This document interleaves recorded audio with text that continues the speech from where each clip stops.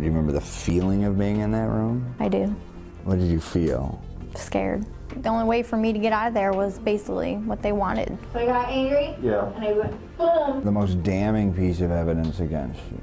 You threw the baby down. Yes. This is the story of Melisa Calusinski, a young Illinois daycare worker whose life changed forever when a toddler in her care suddenly died.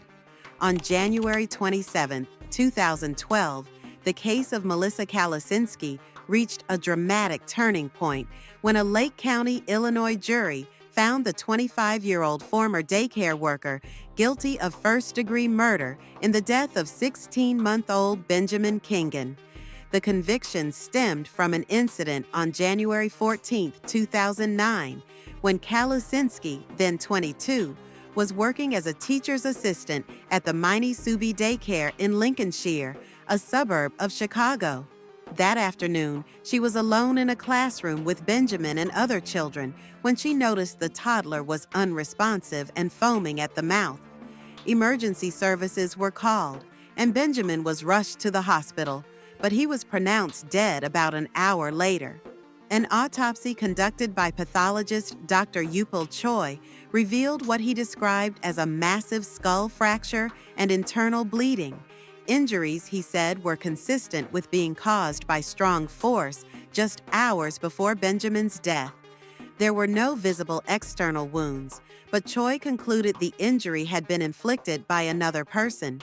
When police questioned Calusinski, she denied more than 60 times that she had harmed Benjamin. However, after a 9-hour interrogation without an attorney present, she eventually said she had thrown the boy to the ground.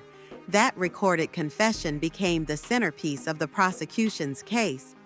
At trial in November 2011, prosecutors argued that Benjamin was a healthy child until the moment Calusinski lost her temper and violently threw him, causing the fatal injury.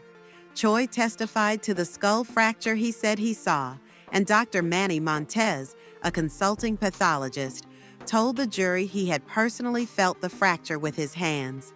The defense, led by attorney Paul DeLuca, contended that the confession was coerced and unreliable, pointing to Calusinski's limited intellectual functioning and her susceptibility to pressure. They argued that Benjamin had a history of throwing himself backward and hitting his head, behavior that could have aggravated a prior injury. They also noted that the old injury had been documented 3 months before his death, before Calusinski began working at the daycare. DeLuca claimed that prosecutors had given him X-rays of such poor quality that they were unreadable, depriving the defense of critical evidence to counter the state's fracture theory. Despite these arguments, the jury convicted her, and she was sentenced to 31 years in prison. Over the years, her legal team continued to fight the conviction. In 2012, Lake County coroner Dr. Thomas Rudd reviewed the autopsy evidence and identified what he said was proof of a severe old injury that predated the day Benjamin died. Rudd and another pathologist believed the child's death resulted from complications linked to this older injury, potentially exacerbated by his head-banging behavior. Daycare worker Nancy Callinger told investigators she saw Benjamin hit his head twice on the day he died. In 2015, Rudd's staff discovered clear X-rays on the coroner's office computer that showed no skull fracture at all. He ultimately changed the cause of death on the death certificate from homicide to undetermined. By this time, prominent wrongful conviction attorney Kathleen Zellner had taken the case. She argued that the newly discovered X-rays, combined with expert testimony, proved there had been no fracture and that the state's case had been built on faulty medical evidence. In 2016, she was granted an evidentiary hearing before Judge Daniel Shaines, the same judge who presided over the trial. Zellner argued that if the defense had had the clear X-rays in 2011, the verdict would have been different, as the prosecution mentioned the fracture 32 times during trial. She also presented testimony from Deputy Coroner Paul Foreman, who contradicted Montez's trial testimony by saying Montez had never actually examined Benjamin's skull. Pediatric neuroradiologist Dr. Robert Zimmerman testified that no fracture was visible on the clear X-rays. Despite this, prosecutors maintained that their trial witnesses were credible. They claimed there was no new evidence and argued that DeLuca could have used software provided to him to enhance the dark X-rays. Judge Shaines sided with the state, ruling against a new trial. An appellate court later upheld his decision. Calusinski, still proclaiming her innocence, was devastated. A new chapter opened in 2022 when Eric Reinhart became Lake County State's attorney. Zellner said he showed interest in the X-ray discrepancy and suggested involving the digital forensics firm Garrett Discovery.